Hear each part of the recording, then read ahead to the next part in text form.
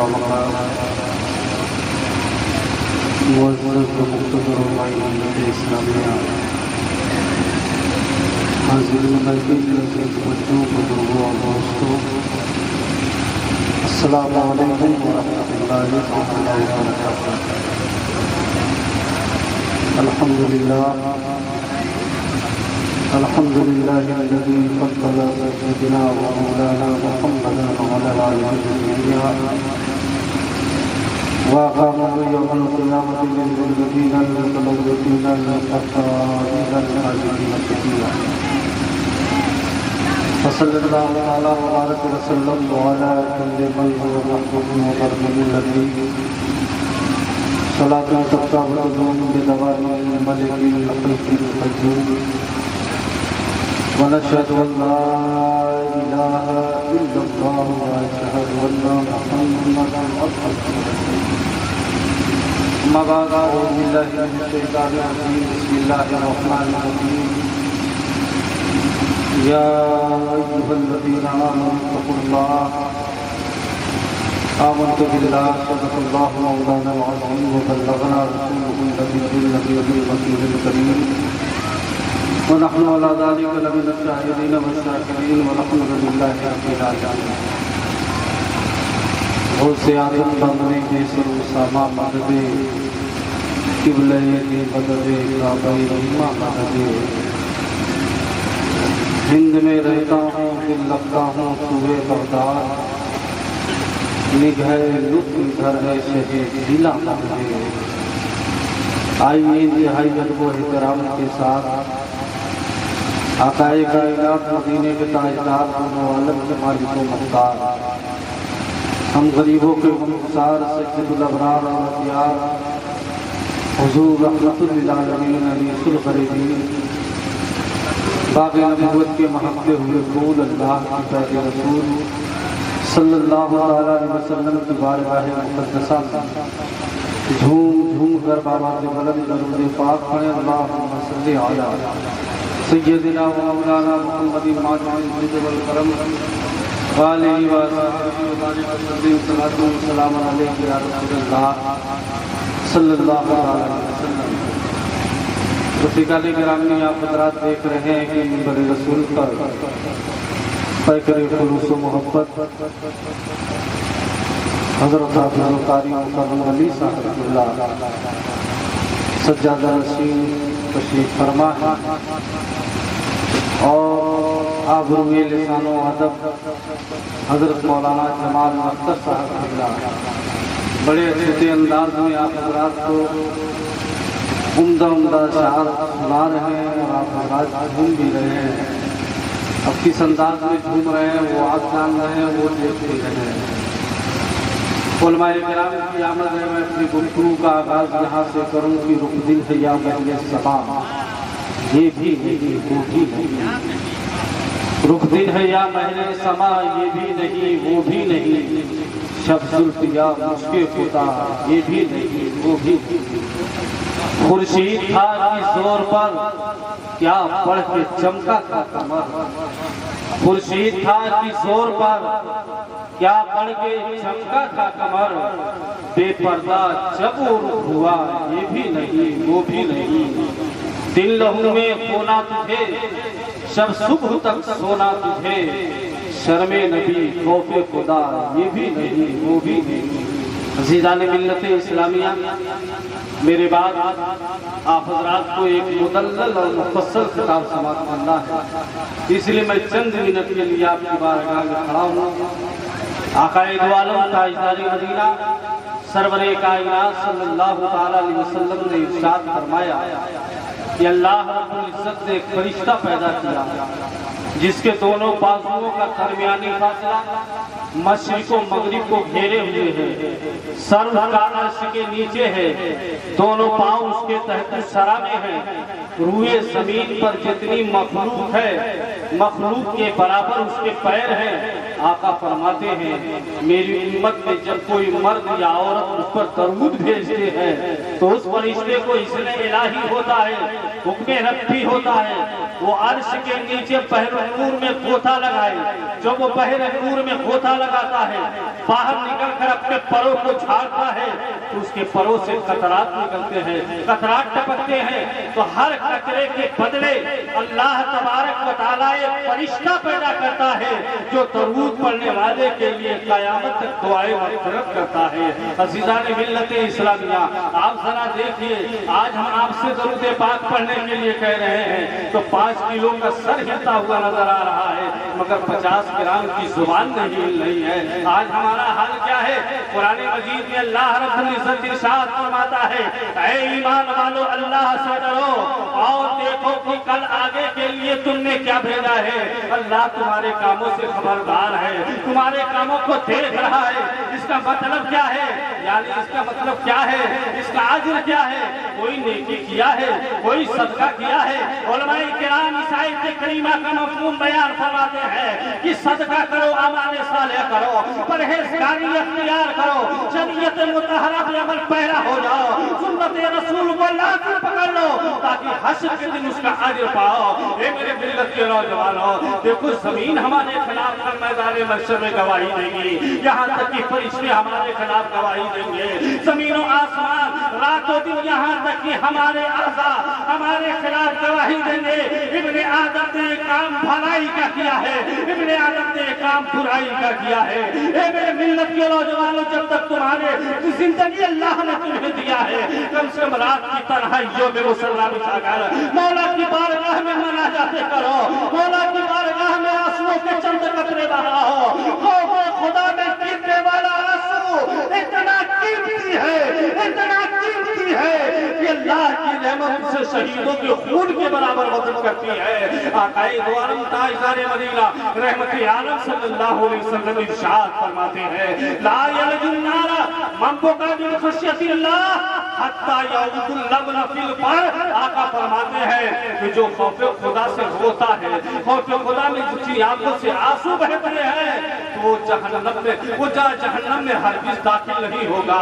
इसी तरीके से जिस तरीके से दूध दोबारा थालों में दाखिल नहीं होता है, थालों में दोबारा नहीं जाता है। मिशकात शरीफ की हदीस पाक है, अल्लाह के हबीब ताजदार मदीना रहमत आलम सल्लल्लाहु अलैहि वसल्लम इरशाद फरमाते हैं कि अल्लाह के नज़दीक कोई चीज 2 कतरों से ज्यादा प्यारी नहीं है, 2 कतरों से ज्यादा महबूब नहीं है।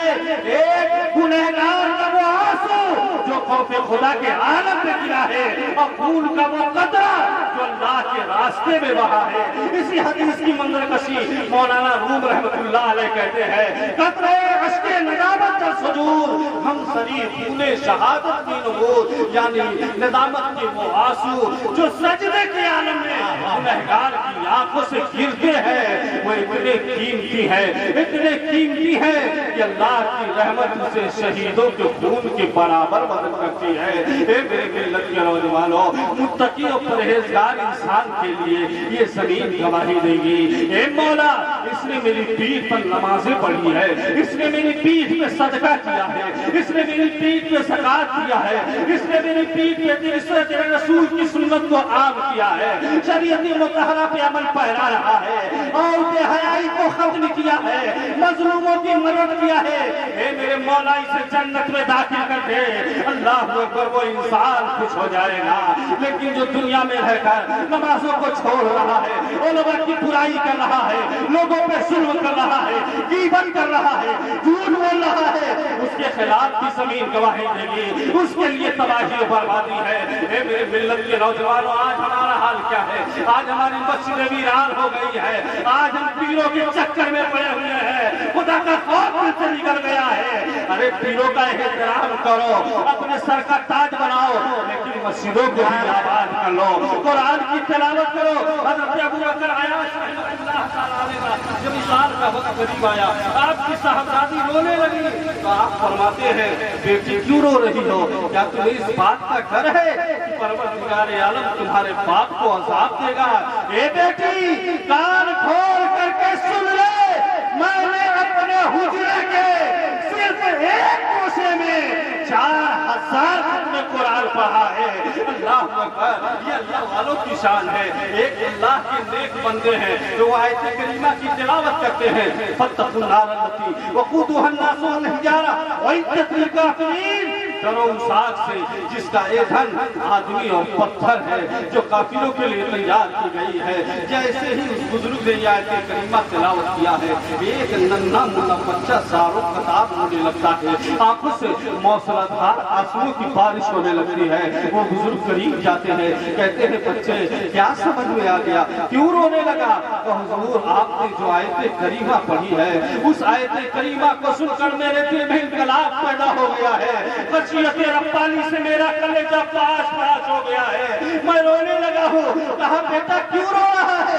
कहा मैं सोच रहा हूँ कि जब मेरी माँ घर में चूल्हा जलाती है तो उसमें बड़ी बड़ी लकड़ियाँ लगाती है, और जब बड़ी बड़ी लकड़ियों को आग नहीं लगती है तो नीचे छोटी छोटी लकड़ियाँ लगा देती है ताकि बड़ी लकड़ियों को आग लग जाए। मैं रो रहा हूँ। कल मैदान महशर में जब जहन्नम में बड़े बड़े नाफरमान बंदे डाले गए, बड़े बड़े किरदार बंदे डाले गए और उन्हें आग न लगी, तो मुझ जैसे छोटों को भी अंदर न डाल दिया जाए। अल्लाह अकबर। एक बच्चे के दिल में खौफ खुदा पैदा हो गया और वो सारों कतार रोने लगा।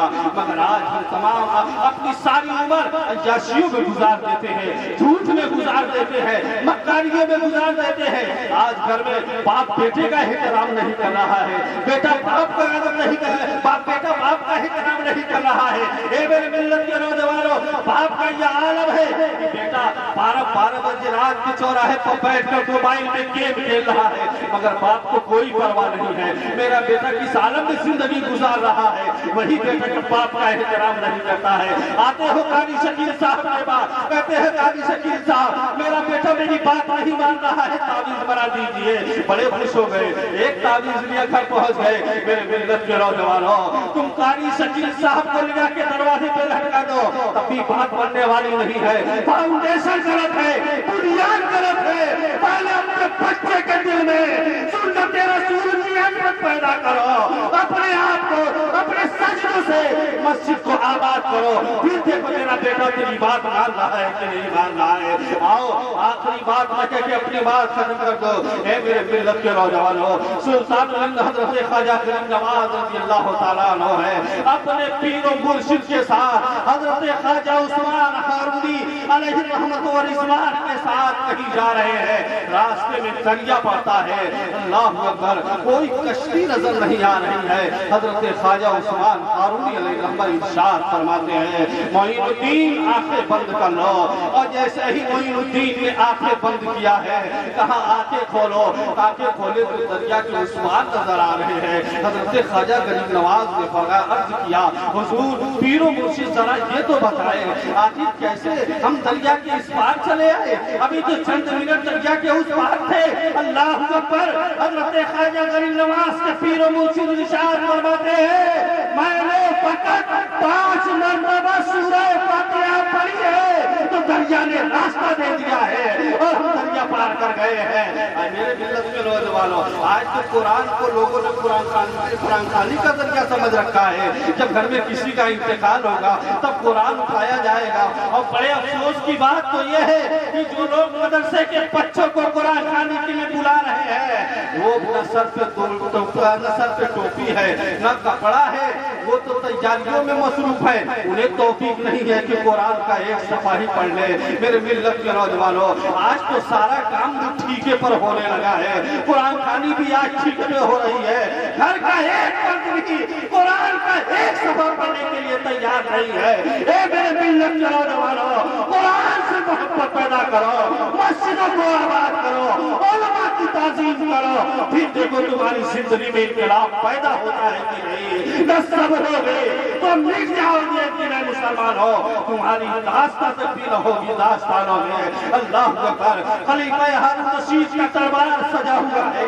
एक कारी ने कुरान करीम की एक आयत करीमा तिलावत की। जैसे ही तिलावत कुरान की आवाज शहजादे हारून रशीद के कार के पर्दे से टकराई है, अल्लाह अकबर, खौफ खुदा से उसका कलेजा पाश पाश हो जाता है, दिल की दुनिया में इनकलाब पैदा होता है اور عیش و آرام کو چھوڑ کر، محل کو چھوڑ کر ایک قرآن شریف اور ایک زنبیل لے کر شہر سے دور نکل کر ایک نامی کی زندگی بسر کرتا ہے، اور اس کا کام کیا ہے؟ ہفتے میں ایک دن مزدوری کیا کرتا تھا اور پورا ہفتہ اللہ کی عبادت و ریاضت کو گزارتا تھا۔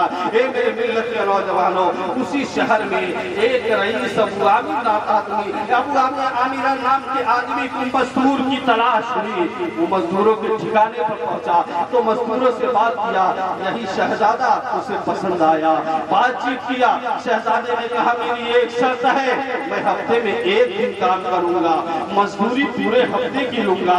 ابو عامر نے کہا ٹھیک ہے، لا کے کام پہ لگا دیا، اور اس کے بعد ابو عامر اپنے کام پہ چلا جاتا ہے۔ ابو عامر جب شام کو گھر آتا ہے تو دیکھتا ہے اس نوجوان نے اتنا کام کیا تھا کہ اور مزدور ہفتے میں بھی اتنا کام نہیں کر سکتے تھے۔ اللہ اکبر۔ دوسرا ہفتہ جب آتا ہے وہ مزدور نہیں آتا ہے، ابو عامر اس کے ٹھکانے کی تلاش میں نکلتا ہے، گھومتے گھومتے اس کے ٹھکانے پہ پہنچتا ہے تو کیا دیکھتا ہے؟ وہ مزدور چاکری کے عالم میں ہے، اپنے سر کے نیچے ایک کچی اینٹ کا تکیہ لگائے ہوئے ہے۔ ابو عامر قریب پہنچتا ہے، سلام کرتا ہے، اور سلام کرنے کے بعد اس کا سر اٹھا کے اپنی گود پہ رکھتا ہے، اور گود میں جیسے ہی رکھا ہے اس نوجوان نے آنکھیں کھول دیا، اس مزدور نے آنکھیں کھول دی اور کہا اے ابو عامر، ان دنیا کی نعمتوں پر دھوکہ مت کھانا۔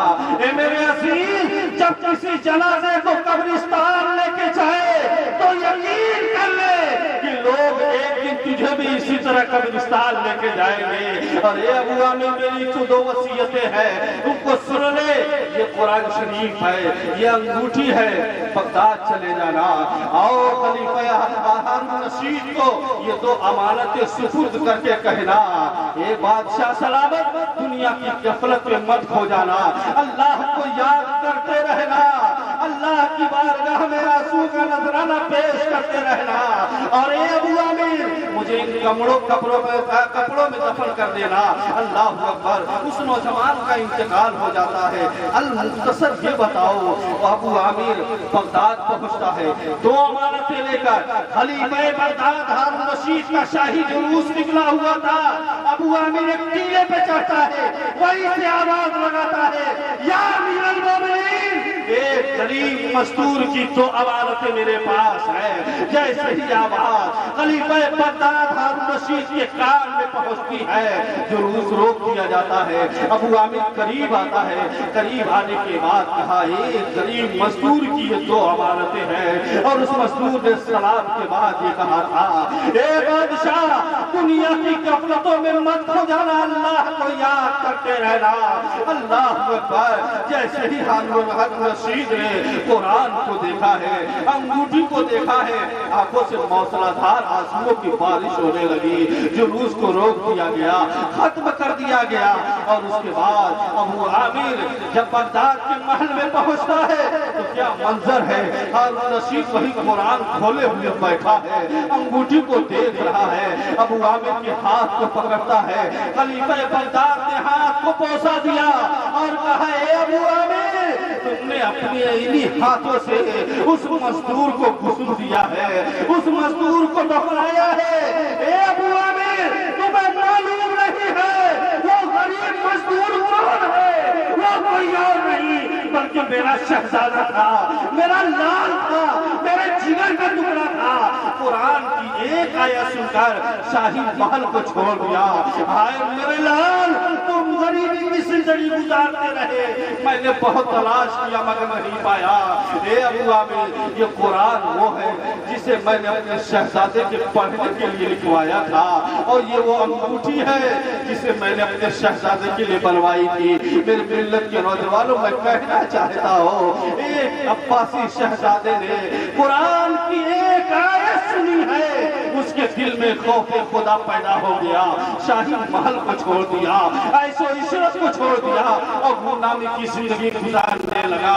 ہم دنیا کی رنگینیوں میں مگن ہیں، دنیا کی رنگینیوں میں کھوئے ہوئے ہیں۔ اے میرے ملت کے نوجوانوں، یہ دنیا بڑی مکار ہے، یہ دنیا بڑی عیار ہے۔ اللہ کے گھر کو آباد کرو، علماء کے قریب ہو جاؤ، قرآن قرآن کی تلاوت کا ذوق پیدا کرو اور رات کی تنہائیوں میں مولا کی بارگاہ میں آنسوؤں کے چند قطرے بہاؤ. ہماری زندگیوں میں انقلاب آئے گا. نہ سنبھلو گے تو مٹ جاؤ گے ایک دن اے مسلمانوں. تمہاری داستان تک بھی نہ ہوگی داستانوں میں سپردے خاک جب کرنا تو یہ پیغام لکھ لینا کفن پہنا کے سینے پر نبی کا نام لکھ دینا. کوئی ہے طالب شہرت کوئی ہے طالب جنت مدینہ میری قسمت میں میرے سرکار لکھ دینا. واہ کیا جود و کرم ہے شہ بتا تیرا نہیں سنتا ہی نہیں مانگنے والا تیرا. میں تو مالک ہی کہوں گا کہ وہ مالک کے حبیب یعنی محبوب و محب نہیں تیرا.